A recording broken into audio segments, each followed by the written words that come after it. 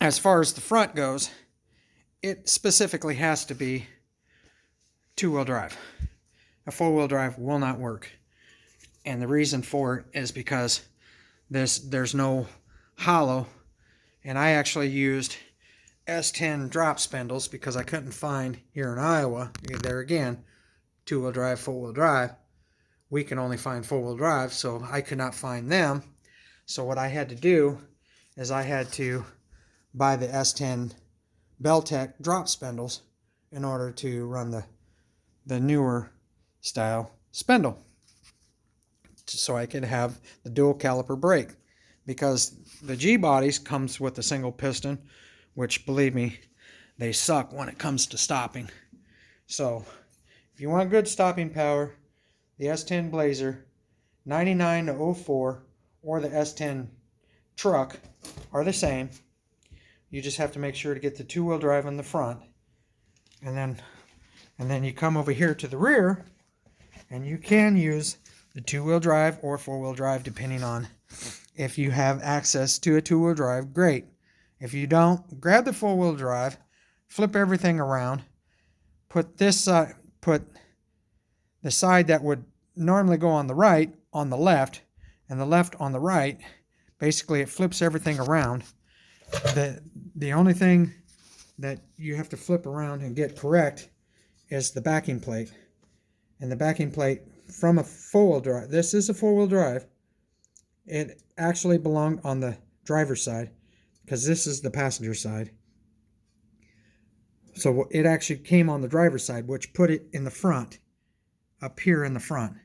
So what I did was I put that side, the driver's side, on the passenger side, and the passenger side on the driver's side, and that put it facing towards the rear, so that way I have the two-wheel drive,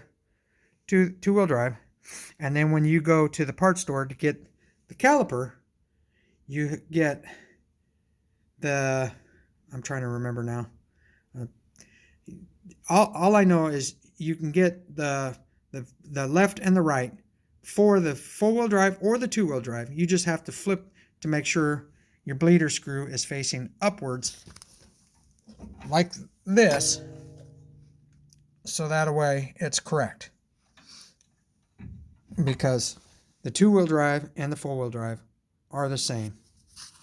That is, anybody that knows mechanics and has dealt with the parts store, because I used to work at a parts store and I used to sell these parts, so I know a lot of them parts interchange between two-wheel drive and four-wheel drive. It's just the direction.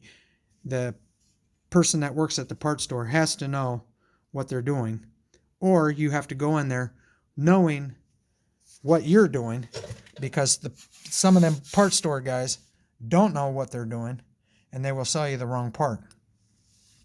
The second thing I was going to show everybody was the frame notch. There's the frame notch. Sorry, it's a little dirty because the car actually gets street driven, but and I actually cut mine while it was in the car. So I did all this grinding by hand.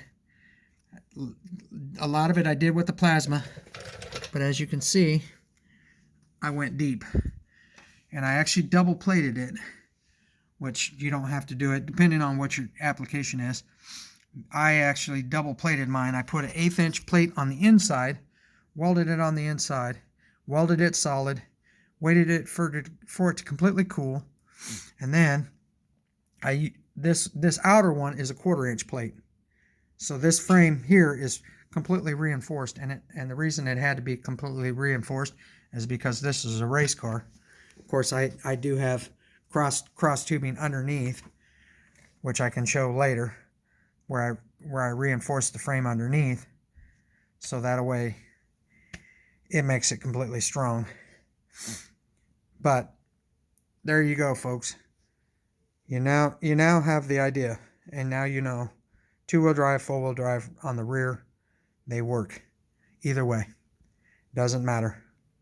You just have to know when you're putting it on. You just have to know the plate, and when you use the original plate, you have to cut the ear off.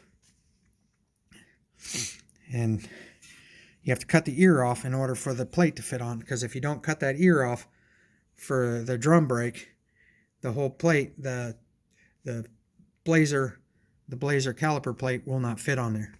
So you have to cut the plate. And you'll know once you start to try to slide that plate on, when you hit up against that plate, you'll know how much you have to cut. I'm not going to go into detail on how much to cut. Anybody and everybody that once you start working on it, you'll see how to cut it. But that's all for it. That's it for all. That's all for now, folks. Like I said, I will show the bracing and the reinforcement later underneath